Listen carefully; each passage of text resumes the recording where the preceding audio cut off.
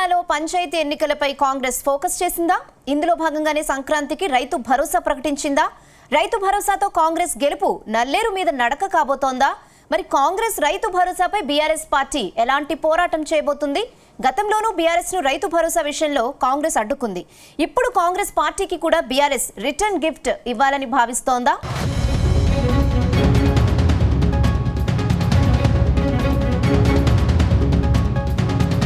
తెలంగాణలో స్థానిక సంస్థల ఎన్నికలపై కాంగ్రెస్ పార్టీ స్పీడ్ పెంచినట్టే కనిపిస్తుంది. పంచాయతీ ఎన్నికల్లో సత్తా చాటేందుకు మరో అస్త్రాన్ని సిద్ధం చేసినట్టు తెలుస్తుంది. ఈసారి గులాబీ పార్టీకి పంచాయతీ ఎన్నికల్లో స్థానం లేకుండా చేసేందుకు రైతు భరోసా నిధులు విడుదల చేసేందుకు సర్కార్ సిద్ధమైంది. ఇందులో భాగంగానే వచ్చే యాసంగి పంటలకు సంక్రాంతి తరువాత రైతు బంధు ఇస్తామని సీఎం రేవంత్ రెడ్డి ప్రకటించారు. అయితే వానాకాలం పంటకి ఇవ్వకుండా యాసంగి పంటలకు రైతు బంధు ఇవ్వటంపై పలు అనుమానాలు వ్యక్తమవుతున్నాయి. ఇక కొత్త ఏడాదిలో జనవరి లేదంటే ఫిబ్రవరిలో పంచాయతీ ఎన్నికలకు రేవంత్ సర్కార్ సిద్ధమవుతుంది. ఇప్పుడున్న పరిస్థితుల్లో పంచాయతీ ఎన్నికలకు వెళితే ఇబ్బందులు రావచ్చనే ఉద్దేశంతోనే రైతు భరోసాపై కీలక ప్రకటన చేసి ఉండొచ్చని టాక్ వినిపిస్తుంది.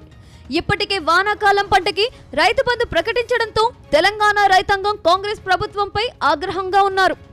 అందుకే యాసంగి పంటలకు ముందు రైతు బంధు ఇస్తే పంచాయతీ ఎన్నికల్లో కాంగ్రెస్ ప్రభుత్వానికి కలిసి వస్తుందని భావిస్తున్నారట.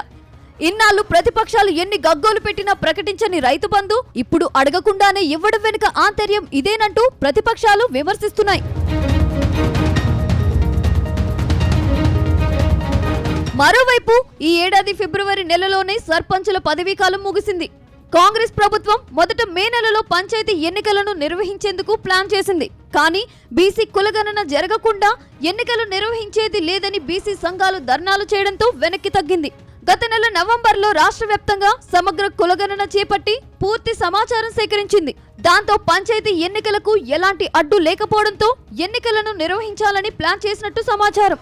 సర్పంచుల పదవీకాలం ముగిసి ఇప్పటికే ఏడాది కావస్తున్నందున ఇక ఆలస్యం చేయొద్దని ప్రభుత్వం భావిస్తున్నట్లు తెలుస్తుంది.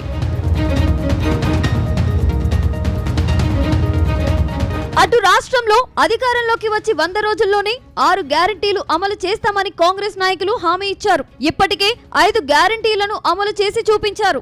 అయితే కొన్ని పథకాల విషయంలో ప్రతిపక్ష బీఆర్ఎస్ తీవ్రంగా విమర్శిస్తుంది. ముఖ్యంగా వానాకాలం పంటలకు ఇవ్వాల్సిన 11,000 కోట్ల రైతు బంధు నిధులను దారి మళ్లించారని ఆరోపించింది.